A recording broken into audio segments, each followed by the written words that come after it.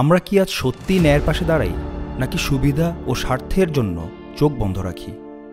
যেখানে ঘুষের বিনিময়ে কাজ হয়, সেখানে কি ঈশ্বর খুশি থাকেন? অন্যকে ঠকিয়ে তার কষ্টের টাকা হাতিয়ে নেওয়া কি ঈশ্বরের শিক্ষা হতে পারে? মানুষ কি এখন ঈমানকে বিক্রি করে দিয়েছে স্বার্থের বাজারে? জেনে রাখুন বন্ধু, অর্থ বা ক্ষমতার প্রলোভন একজন সৎ মানুষকেও অন্ধ করে দেয়। দুর্নীতির ভারে যখন দরিদ্রদের কান্না চাপা পড়ে, তখন আমরা ঈশ্বরের সৃষ্ট বলে নিজেদের পরিচয় দিতে পারি না, কারণ আমরা একই সঙ্গে ভালো ও মন্দের অনুসরণ করতে পারি না।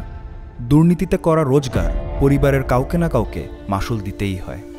আমরা বাক্য থেকে শিখি, তোমাদের ঈশ্বর প্রভু ন্যায়পরায়ণ, তিনি পক্ষপাত করেন না, ঘুষও নেন না। ঈশ্বর নিজেই দুর্নীতির বিপরীতে দাঁড়ান, তার অনুসারীরাও তাই করবে। আজই নিজেকে প্রশ্ন করুন, আমাদের বিবেক কি এখনো জীবিত, নাকি পাপের চাপে নীরব হয়ে গেছে? পবিত্র বাক্য বলে, প্রভু মিথ্যা দাঁড়িপাল্লা ঘৃণা করেন, কিন্তু ন্যায্য ওজন তার কাছে প্রিয়। তাহলে আমরা কেন মিথ্যার দাস হয়ে আছি? যিশু বলেন, শুধুমাত্র বাহ্যিক ধার্মিকতা নয়, অন্তরের সত্যতা ও ন্যায়ই আসল।